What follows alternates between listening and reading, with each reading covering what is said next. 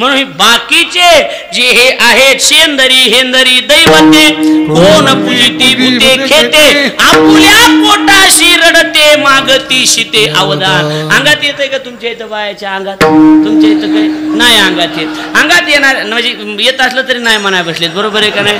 माके गावमध्ये माझ्या कथेमध्ये बाईच्या अंगात आलं, भजनात देवाच्या भजनात अंगात आलं. काय विशेष आहे? बरोबर दादा होतं का नाही? कथेत अंगात आलं बाईच्या. काय अंगात येण्याबद्दल माझं काही मत नाही. पांडुरंग महाराज दिलीप महाराज काही मत नाही दादा. मला एकच म्हणायचं भरत महाराज, या सगळ्या अंगात आलेल्या बाया हेच कशा सांगात्यात? बकरे कापा कोंबडे कापा. एखाद्या बाईच्या अंगामध्ये पांडुरंग का आला नाही? एखाद्या बाईच्या अंगात माऊली कशी आहे ना? तर एखाद्या बाईनं असं सांगावा तुला आता पंढरपूरच्या वाऱ्या करावला, असं कोण्या बाईनं सांगितलंच नाही. नाही चुकीचं आहे का माझं बोलणं? देव अंगात येत असेल तर आनंदाची गोष्ट आहे, आनंदाची गोष्ट आहे. देव अंगात यायला लागलाय, आम्ही भजन करून आम्हाला स्वप्नात याय ना. बरोबर आहे का नाही? म्हशीचे शिंग दिसते स्वप्नात, दुसरं काही दिसत. बरोबर आहे का नाही? आम्ही भजन करून आमच्या स्वप्नात जर म्हशीचे शिंग दिसत असतील, तुमच्या देव अंगात येत असेल, आनंदाची गोष्ट आहे की नाही? वाईट काहीच नाही. पण अंगात आलेली बाई बकरे कोंबड्याच्या जीवावर कस का हाय? एखाद्या बाईनं म्हणावा यंदा तुम्हाला माऊलीचा सोहळा निघालाय. कळायला लागलोय का नाही? नाही चुकीचं आहे का माझं सांगा? चुकीचं आहे का? हां तुम्हाला आता त्या मसुबाला कोंबडं कापल्याशिवाय समाधान नाही असं जसं सांगत याल, तसं एखाद्या बाईनं असं का सांगितलं नाही तुम्हाला आनंदीचे माऊली लागलेत आणि यंदा सोहळा करावा लागेल? तुम्हाला सोहळा निघालाय, तुम्हाला पंढरपूरची वारी निघाली, तुम्हाला नगरभोजन निघालंय, तुम्हाला पंगत निघाली, तुम्हाला भजन, हे असलं काय येत नाही अंगामध्ये हे सांगा मला. त्यांची मला गाठ घ्यायची आणि विचारायची हे प्रश्न. तुमच्या अंगात पांडुरंग काय आहे ना बाबा ही मला विचारायचे त्यांना. चुकीचं आहे का? ही तुमचे देव आहे तर हा देवाचा देव आहे ना, बाप आहे ना. मग हा का अंगात येत नाही तुमच्या? तुम्ही छोट्या मोठ्या दुकानातच कशाला खरेदी करायला लागलात? होलसेलमध्ये केली म्हणजे स्वस्तात बसत आहे की? होय खरं का नाही सांगा? मग ह्या बाकीच्या गोष्टीच्या नादी लागण्यापेक्षा देव जर तिथं उभा असेल आणि त्याला जर तुम्ही शरण जात असाल, त्याच्या जवळ जर तुम्ही जात असाल, त्याचं भजन जर तुम्ही करत असाल, तर तुमचं वाटोळं करायला देवात हिंमत नाही. बरेच लोक म्हणतात ह्यानं माझं वाटोळं केलं, त्यानं माझं वाटोळं केलं, ह्यानं असं केलं नसतं, तसं झालंच नसतं. या जगात आपलं वाटोळं करणारा माणूस अजून जन्माला आलेला नाही. ही वाक्य जरा लक्ष देऊन ऐका. ते आपलं वाटोळं करणारा माणूसच जन्माला आला नाही. आपलं जे वाटोळं होतं ते आपलं वाईट वागणं आपलं वाटोळं करीत असतं, हे लक्षात ठेवा. लक्षात आलं का? आपल्या चुका आहेत आपल्याला दिसत नाही. आपल्याला दुसऱ्याच्या डोळ्यातलं मुसळ दिसतंय पण स्वतःच्या डोळ्यातलं कुसळ दिसत नाही. फार मोठी शोकांतिका आहे. लक्षात आलं का नाही?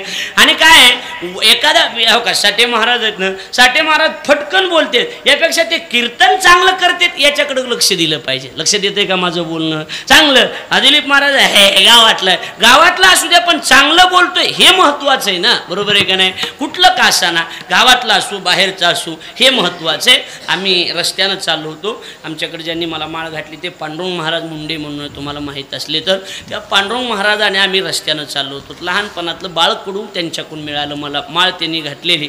आणि म्हणून माझ्याकडे लक्ष द्या. आम्ही रस्त्यानं चाललो होतो दिलीप महाराज आणि जात असताना की असे डुक्कर होतं, डुक्कर घाणीतून उठलेलं डुक्कर होतं, एकदम घाणीतून जखमा झालेलं रक्त असं ते घाण खरं घडलेलं दादा, हे काही लवाड नाही दृष्टांत नाही, ही घडलेलं आहे हनुमंतराव ही. आणि मग रस्त्यानं चाललो आम्ही त्यांना दादाच म्हणतो. म्हणलं दादा बघा किती घाण डुक्कर आहे म्हणलं, ते किती जखमा झाल्यात म्हणलं, बघा किती घाण. मी लहानच होतो. ते म्हणले अरे डुक्कर घाण असू दे, तिचे दात बघ किती चांगले, दात बघ किती पांढरे आहेत. माझं बोलणं कळलं का नाही कळलं तुम्हाला? कळलं का नाही कळलं माझं बोलणं? हा डुक्कर वाईट आहे असू द्या ना, पण त्याचे चांगले दात चांगले आहेत. म्हणजे चांगली जी माणसं असतात ना त्यांना त्याच्यातला चांगुलपणा दिसत असतो, वाईटपणा दिसत नसतो. बरेच माणसं आहेत महाराज त्यांना चांगुलपणा दिसतच नाही, ते नेहमी वाईट याच्यात का आहे हे एवढंच बघत असतात. बरोबर आहे का नाही? माझ्याकडे लक्ष द्या, बोलू नका. मला वाटतं एखाद्या माणसाच्या मधल्या चुका शोधत बसण्यापेक्षा त्या माणसामधले सद्गुण शोधत बसलं पाहिजे, चांगले गुण आपण घेतले पाहिजे. पण आपल्या लोकांना चांगले गुण नाही, कुणाला बी नावच ठेवणार आपले लोक. उठले की कोणता बी महाराज आला की त्याला नावं ठेवण्याची पद्धत आपल्याकडे आहेत. बरोबर आहे का नाही? बघू पत्रिका. आता समजा हे असं पहिल्या दिवशी समजा हे आपल्या ह्यांचं पंढरनाथ महाराजाचं कीर्तन झालं, बरोबर आहे का नाही?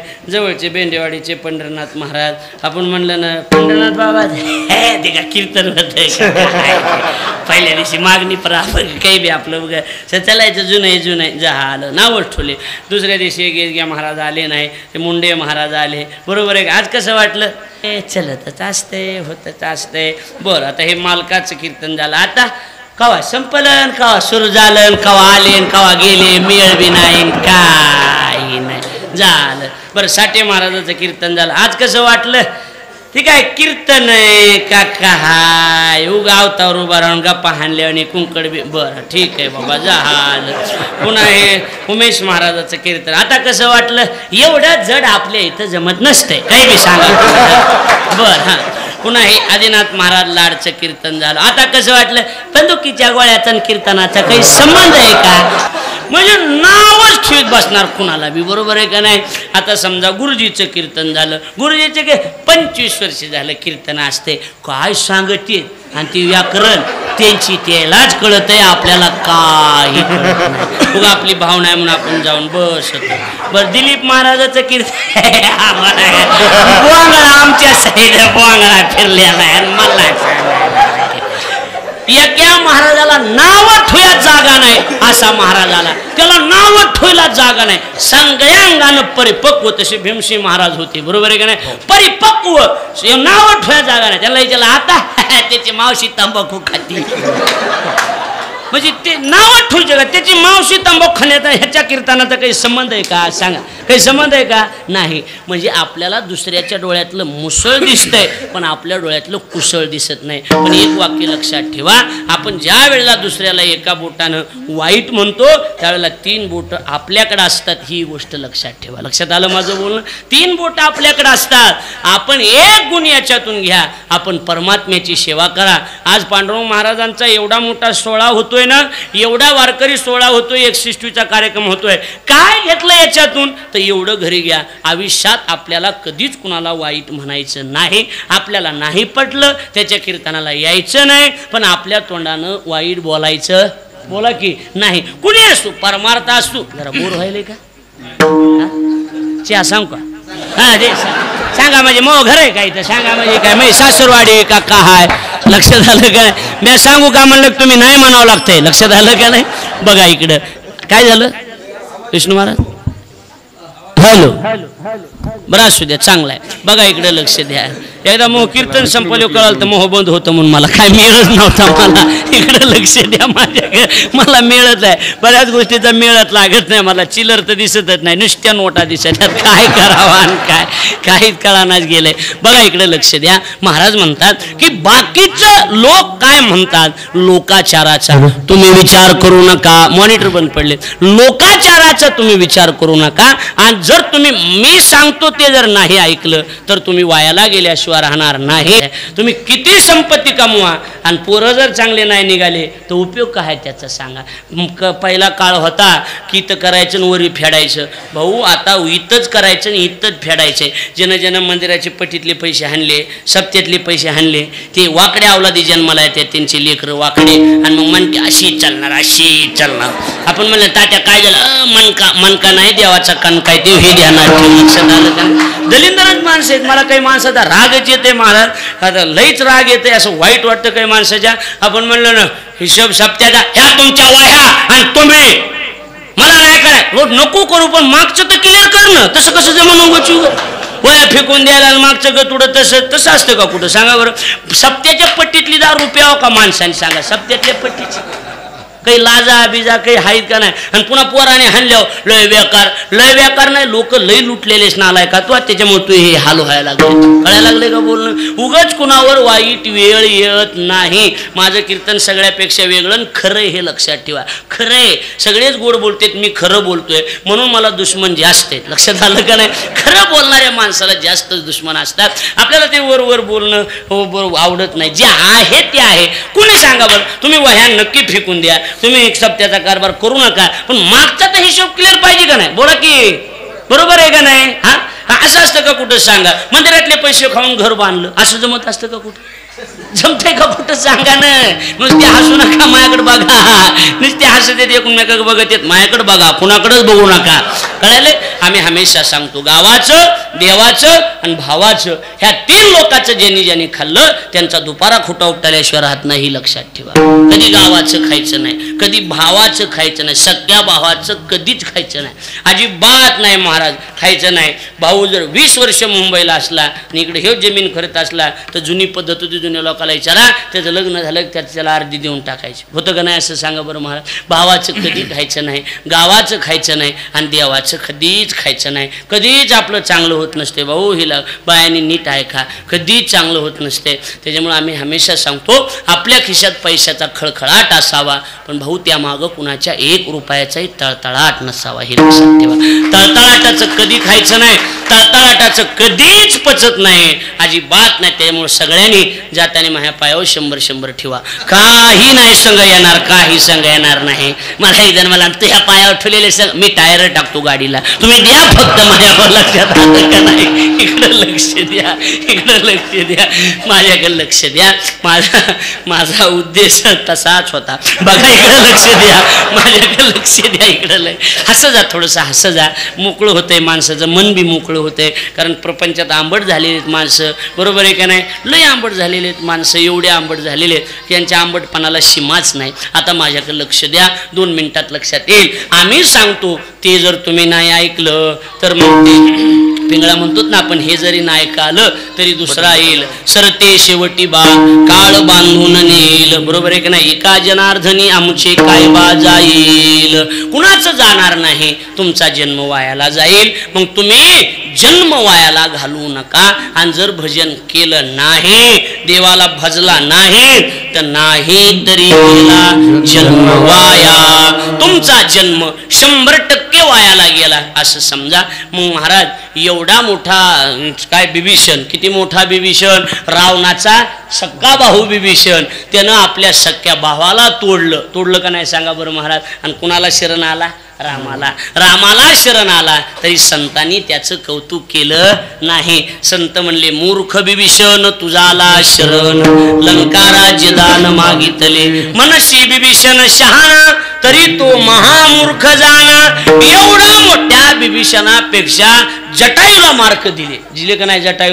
जटायू पक्षी होता पण तो रामाची वाट बघत बसला. राम प्रभू आले, मांडीवर घेतलं जटायूला आणि सांगितलं जटायू सांग तुला आता जीवदान देऊ का. येडेल का काय प्रभू म्हणला, एवढ्या दिवस वाट बघत बसलो होतो फक्त ह्या मांडीची. आता तुमची मांडी जर मला मिळत असेल तर याच्यापेक्षा आता कशाला जीवदान पाहिजे. तुमच्या मांडीवर मला प्राण सोडू द्या. असा जटायू. आणि ह्या बिभीषणाला देव मिळाला. आता काही मिळवायचं राहिलं का नाही. आणि ह्या येड्यानं लंका मागून घेतली का नाही घेतली सांगा बरं महाराज. मग आता देव मिळाल्याच्या नंतर पुन्हा काही मिळवायचं राहत नाही. म्हणजे देवा जवळ गेला पण देवाला भजला नाही. जर नाही भजाल तर नाही तरी गेला जन्म वाया. तुमचा जन्म वायाला गेल्याशिवाय राहणार नाही. बऱ्याच लोकांचा जन्म वायालाच गेलाय महाराज. निम्मा अर्धा तर वायालाच गेलाय. आता थोडंसं राहिलंय. ते 80 वर्षाचं म्हातारं माझ्याकडे आलं तर 80 वर्षाचं मला देव करावं वाटायला लागलाय. देव म्हणलं आता का म्हण देव माळ घाला, मला माळ घाला. म्हणलं आता का माळ घालायची. 85 वर्षात चावानाच गेलं महाराज, चावाना गेलं म्हणून माळ असते. दुसरं आलं मला बी माळ घाला. म्हणलं तुला चावा नाही का. मला चावतंय पण पोरं आणीतच नाहीत. मी वटाण्या फुटाण्याबद्दल बोलतोय हे चांगलं लक्षात ठेवा. लक्षात आलं का नाही. काय करावं महाराज. येडे लोक आडमुठी लोक जन्माला आले. काही नाही त्यांना त्याच्यातलं कळत नाही. भजना कीर्तनातलं कळत नाही, कशातलं कळत नाही. आणि ह्याच्यातलं ज्याला काहीच कळत नाही ते येणार माझ्या मनावर महाराज लावायला. कांदेत का ते लावा. काही बी येणार. कोणी बी गळ्यात माळ नाही, त्यानं कंदुऱ्या कुणाच्या ठोल्या नाहीत, कोंबडे कुठं ठोले नाहीत. कुणाच्या पुरणपोळीचं जेवण म्हणलं की लेकरायला पाठवायला, कंदुरी म्हणलं की शहाण्या हातानं मीच जातो म्हणायला. आणि खाऊन आल्यावर सप्त्याच्या मिटिंगला आलाय. किती अक्कल आहे त्याला सांगा ना. आणि पुन्हा आमच्या मेहनीचं कीर्तन ठोण्यात तर मग हे पट्टी मागा. तुला काही लाज गीज हाई का नाही तुला काही. वक्ता दस सहस्रेसु हे कशाला लिहिलंय सांगा. पाहुण्या रावळ्याचे कीर्तन असते. पाहुणे रावळ्याच्या पद्धतीनं पाहुणा असू द्या पण तो चांगला असेल तर हरकत नाही ना.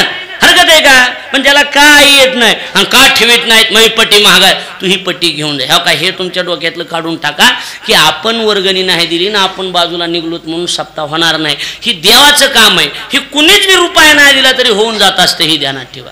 कुणीच नाही देऊ द्या, कोण आता हे तरी वैयक्तिक सप्ताह सोडून द्या, गावाचा सप्ताह असतो ना महाराज, तुम्ही प्रयत्न करा, रुपया कुणीच नाही देऊ द्या. हा पुढं होऊन 4-2 माणसे कसा का होईना सप्ताह पार पडतो. देव कसा का करून घेईल हे सांगता येत नाही. त्याचं कार्य हे, त्याची त्यांना लाज वाटणार आहे ना, त्याची ते करून घेणार आहे का नाही सांगा की? करून घेणार आहे. महाराज आज इथपर्यंत पाऊस आहे, धर्मापुरीपर्यंत धो बरोबर आहे का नाही? आम्ही आलो इथं आहे का सांगा बरं पावसाचा कीर्तन? मग येऊन गेला पण आता काही आहे का सांगा? काही नाही. त्याचं कार्य तो कार्य करून घेत असतो. डोक्यातले भ्रम काढून टाका. देवाला काही माहीत नाही, 4 भीतीच्या आतलं कोणाला काय कळत आहे? हे भीतीला कानं जे असतात ना, हे काने नसतेत. आपल्या जवळचे जरा जास्त बिना अकली असतात, हे लक्षात ठेवा. आपल्या जवळचेच माणसं असते, ती भीतीला कानं कुठं असते? तर भीतीला कानं नसतात. आपल्याच लोकांचे कानं असे भीतीला टिकून बसलेले असतात. कळायला लागले का माझं बोल? आणि म्हणते भीतीला कानं असतात, जरा धमानी बोला. काही नाही महाराज, देवानं पहिल्या काळात नारद होता, आता सगळीकडं नारदाला पाठवता येणं शक्य नाही म्हणून देवानं पाहुण्यारावळ्याची व्यवस्था केलेली. ज्यांना कळलं त्यांना धन्यवाद, बाकीचे तुम्ही आराम करा. लक्षात आलं का नाही? आणि रुक्मिणी पुढं आणि देव अगं नाही तसं नाही, उगा नंबर घेतला होता. कशाला नंबर घेतला होता? अगं नाही उगा ते सहज नाही, काय नाही. बायाच्या डोक्यातून कसलं बी भूत निघत आहे, पण ही भूत बायाच्या डोक्यातून निघतच नाही. हे भूत बाईच्या डोक्यात बसलं की संसाराचा सत्यनाश झाला म्हणून समजायचा. काहीच नाही लागत महाराज, कशाच काय. बायाचं डोकंच कसं चलत आहे देव जाणे. मला कमाल वाटते 2-2, 3-3 बायका सांभाळणाराची. मग एकटीनं नाकीनं आलेत महाराज. हा काय कसलं डोकं चलत असं कसलं नाही, काय कसं जमतंय आणि कसं नाही. बोलायला बी जमतंय आणि कसं जमतंय.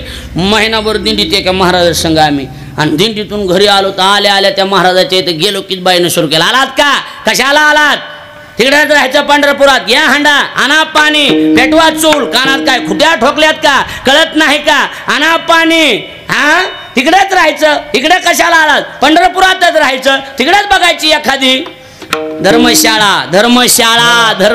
इकडं काय लोईच बोला त्यात महाराज, कसं बोला त्यात आणि कसं जमतंय देव जाणे बाबा. बरं आता मी एवढं कथा कीर्तन करतो ना, तुम्हाला वाटतं घरी गेले आरती असं, दारात गेलं हारणा वाजला की आमची बायको म्हणते आलं बाया कीर्तन, की असला काय सांगायचं तुम्हाला. लय अवघड धंदा हे. कसं जीत रुक्मिणी रुसली आणि दिंडीर वनात येऊन बसली देवतीच्या महाग. अगं तसं नाही ग, तसं नाही, मला जमत नाही. मनधरण्या करायला सुरुवात केली दिंडीर वनात, मनधरण्या करायला. रुक्मिणी ऐकणच गेली.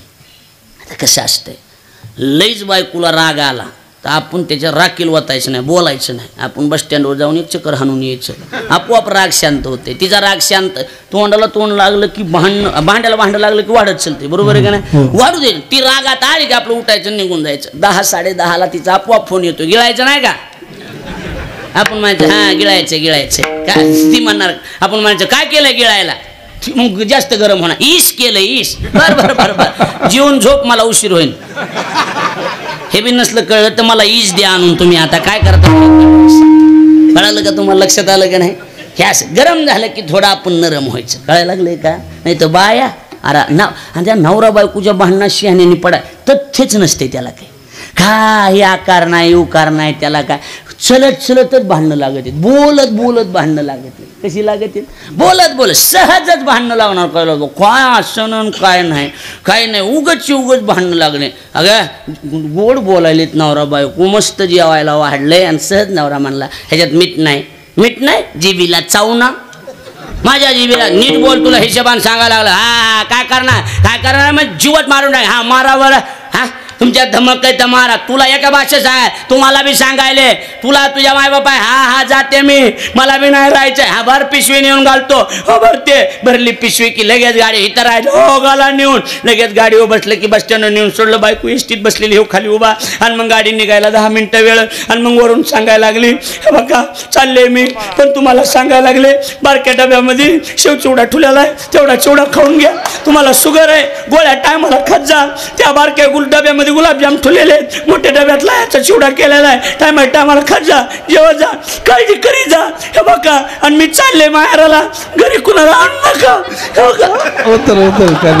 कळायला लागले का नाही? घरी कुणाला आण नका, मी चालले, मला लय काळजी वाटते. नवरा मला, हा एवढी काळजी तर कशाला चाललीस? मी कुठं चालले? तुम्ही जा म्हणलात, चल माघारी, चल माघारी.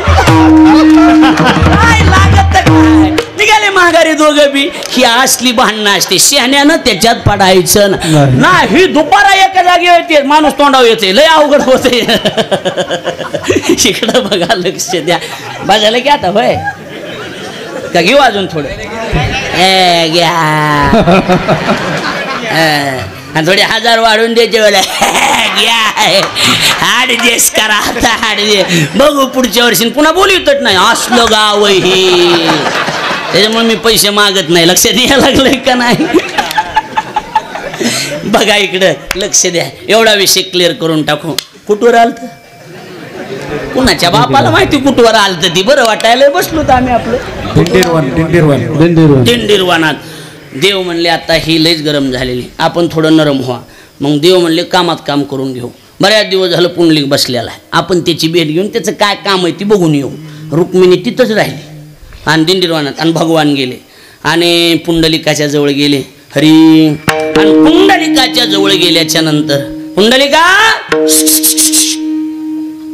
आई वडला सेवा चालू. मग ऐसा कैसा रे तू धीट, मागे फिरकाविली वीट, वीट टाकली कारे पुंड्या मातलाशी, उभे केले उठलाशी. बरोबर. पुंडलिकाच्या निकट सेवे, कैसा धावे बराडी, आपुले ते थोरपण, आणि नारायण विसरला. वीट फेकली आणि सांगितलं ह्याच्यावर उभा राहा, आणि कमरेवर हात ठेवू. आणि मग असा कमरेवर हात ठेवून देव तिथं उभा राहिला. लक्षात यायला लागले का नाही? हा, करायला लागले का नाही?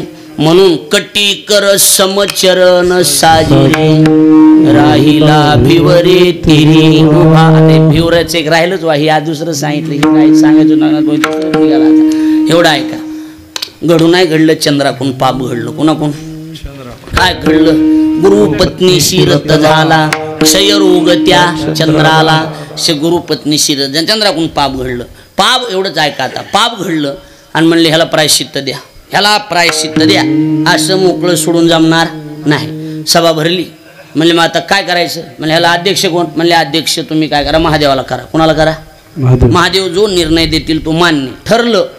इंद्र चंद्र बी म्हणला ठीक आहे मान्य. तेवढ्यात ही शेंडीवाला आला. कोण? नारद. नारायण नारायण, काय चालू आहे? म्हणले चंद्राकन असं. अध्यक्ष कोण आहे? म्हणले महादेव. माझं म्हणणं यंदा अध्यक्ष बदलून टाका. काढी टाकली. कोणी? नारदन. अध्यक्ष बदला. म्हणले का? सांगितलं तेवढं करी जावं माणसानं. का? माझं ऐकायचंय का? हे म्हणले ह्याचं नाही ऐकलं, तिसरंच होतं, ह्याचं ऐका. म्हणले का आहे ती? म्हणले का ऐकायचं? शंकराला का अध्यक्ष न? कसे? म्हणले कुणालाच वाटत नाही आपल्या मेहुनीचं वाटलं हो. म्हणले कसं काय गोळ काय? ही चंद्र आणि महादेव हे सख्य साडू इथं. एका कंपनीचा माल आहे दोघाकडं. लक्षात याल? हां. हरा म्हणले हे बी खरं किर. शेवटी नात्यावर माणूस जातच की. अध्यक्ष विष्णूला करा. केलं विष्णूला अध्यक्ष. विष्णू अध्यक्ष. आणि म्हणले चंद्रा पाप मान्य, प्रायश्चित्त देता आलती. असं लोखंडाचं दांडकं होतं, असलं उचललं दांडकं. हे चंद्रा हे दांडकं घ्यायचं. म्हणजे मग जगात जेवढे तीर्थ आहेत हे दांडकं त्या तीर्थात नेऊन बुडवायचं. जिथं दांडकं तरंगेल तिथं सचेल स्नान करायचं. सचेल म्हणजे कपडे असेल, तिथं तुझं पाप धुवून जाणं. काशी, मथुरा, हरिद्वार, गंगा सगळीकडे फिरला. कोण? चंद्र. दांडकं लोकं कुठं तरत असतं का? लगेच बुडायचं. फिरत फिरत पंढरपूरला आला. आला तिचं बघितलं, ती भीमा वाहत होती ना, बघून नाही बघितल्यासारखं केलं. म्हणलं एवढे मोठ्या नदीने तरलं नाही ना, डबक्यात कुठं तरत असतं का? पण पुन्हा डोक्यात आलं, माघारी आला. एवढंच राहिलं कशाला म्हणला उगं. पुन्हा संशय मनात ती राहिलं. गाड्या गेला पुंडलिकाच्या समोरासमोर एकदम. आपल्या लक्षात आपल्या गुरुजींची जागा आहे जिथं, लाड गुरुजींचं जे मोठं आहे त्याच्या समोर बघितलं की तिथं गेला चंद्र. आणि तिथं पाण्यात ती दांडकं बुडविलं की तरंगलं. तर घामच पुसला, कपड्याशी आंघोळ केली. त्याला आजही नाव लोहदंड तीर्थ आहे. कोणतं? तुम्ही गेलता तुम्ही तिकडे कव्हा तुम्ही आपलं गोंगड्या गी बांगड्या गी ह्याच्यातच आहे तुम्ही तिकडे कव्हा गेला काय बरोबर आणि तिथं आंघोळ केली आणि तिथं त्याचं पाप गेलं मग आपल्या गुरुजीने एक वाक्य सांगितलं काय चंद्र के पाप भागा तो इसी का नाम हो गया चंद्रभागा विढल